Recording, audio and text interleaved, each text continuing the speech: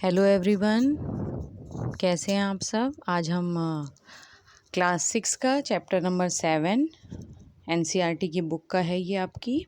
इसकी हम एक्सरसाइज करेंगे।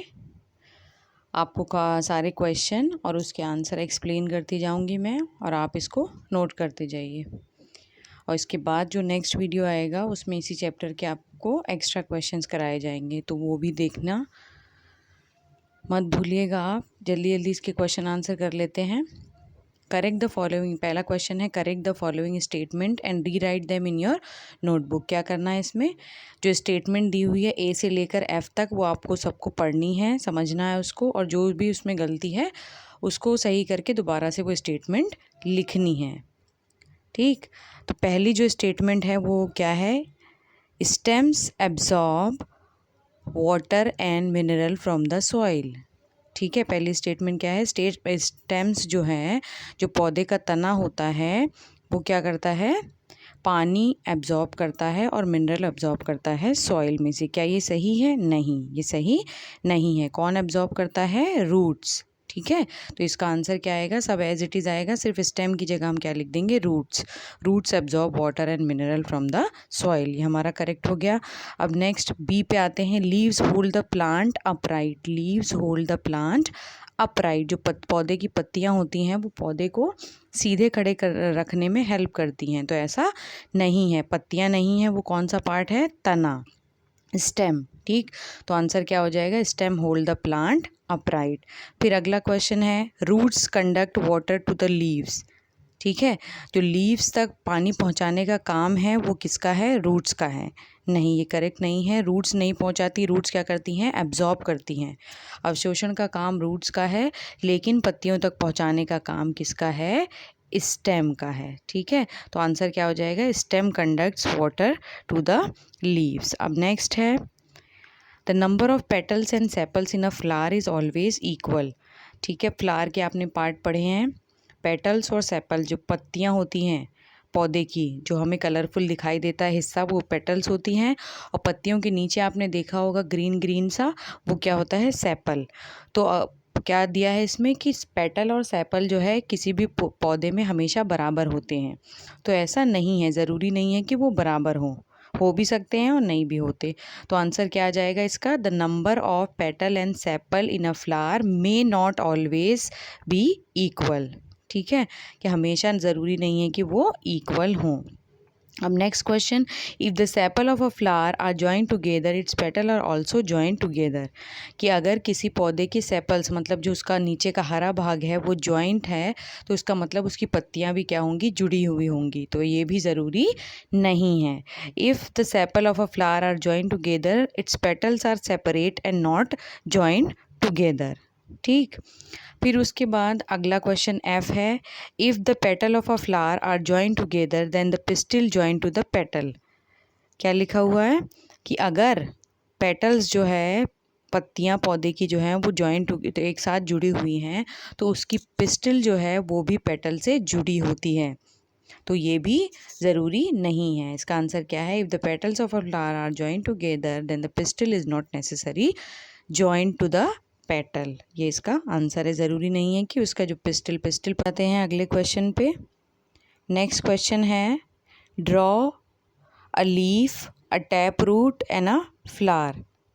ठीक, तीन चीज़ें हैं ड्रॉ करनी है आपको, एक लीफ ड्रॉ करनी है, एक टैप रूट ड्रॉ करनी है, और एक फ्लावर, जो कि आपने आपकी बुक में एक टेबल दिया होगा 7.3, उस टेबल में आपने जिस भी फ्लावर के बारे में लिखा है वो आप ड्रॉ कर सकते हैं। तो यहाँ पर ड्रॉ कर दी है, एक लीफ है। ठीक, तो लीफ का डायग्राम आपको आपकी बुक से भी मिल जाएगा, ये बुक का ही डायग्राम है, लीफ बना के उसके सारे पार्ट्स आपको मेंशन कर देने हैं। टैप रूट है ये, और ये एक फ्लावर का डायग्राम। फिर अगला क्वेश्चन पे आ जाते हैं हम, can you find a plant in your house or in your neighborhood which has a long but weak stem, write its name, in which category will you place it।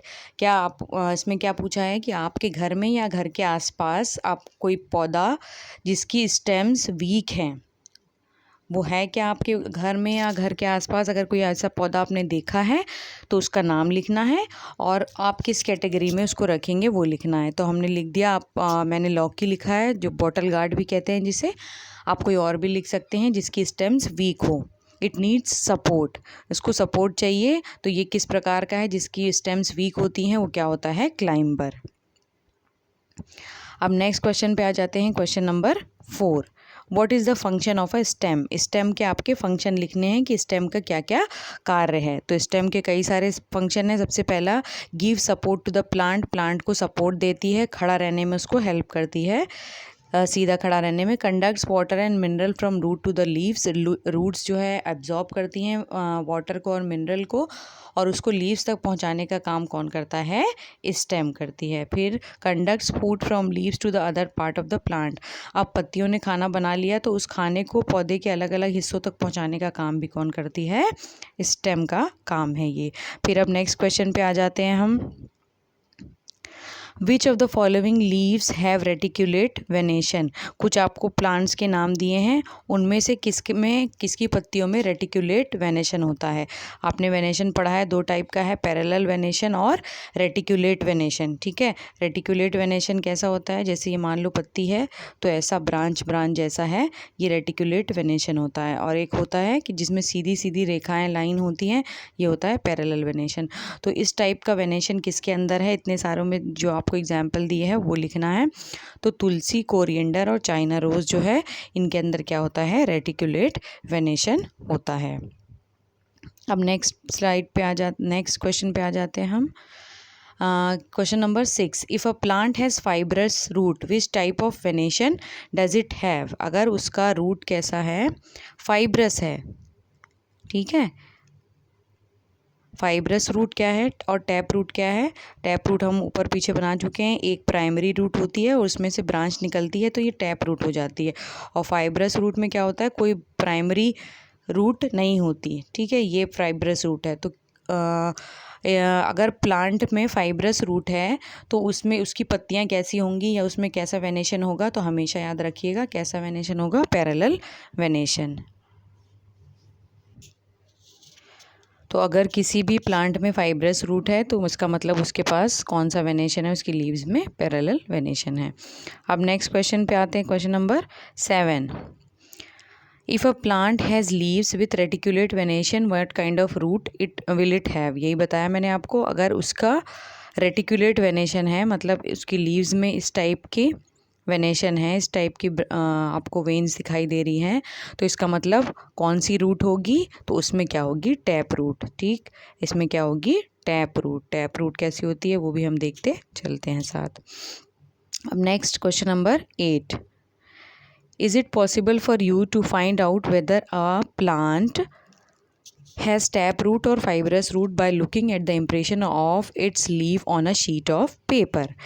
क्या question पूछा है कि क्या ये पॉसिबल है कि आप किसी लीफ का इम्प्रेशन, जैसे कि इसमें दिखाया गया है कि लीफ का इम्प्रेशन देख के आप बता पाएँ कि उसका टैप रूट है या उस प्लांट में फाइब्रस रूट है। तो हाँ, हम बता सकते हैं। जैसे कि ये पिक्चर में दिया हुआ है, पिक्चर में ये बनाई हुई है, आप कोई भी लीफ ले करके उसको क्या कर सकते हैं, ट्रेस कर सकते हैं अपनी नोटबुक पे।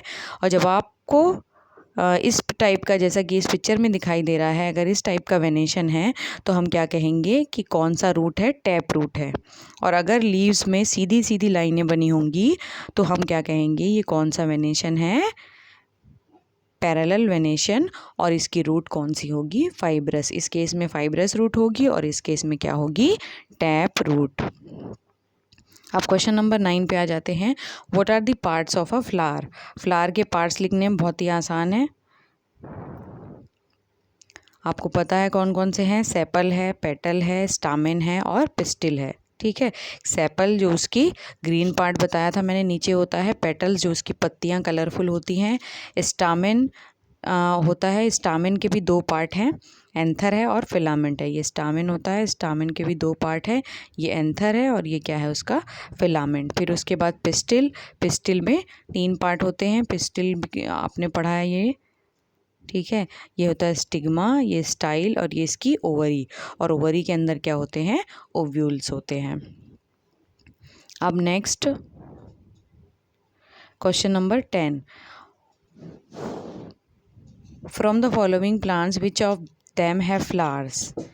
कुछ आपके प्लांट के नाम दिए हुए हैं, उनमें से किन में फ्लावर होता है वो आपको लिखना है, ठीक है। ये इजी है, आप कर लेंगे आसानी से। अब क्वेश्चन नंबर 11 पे आ जाते हैं। Name the part of plant which produces food, name the process.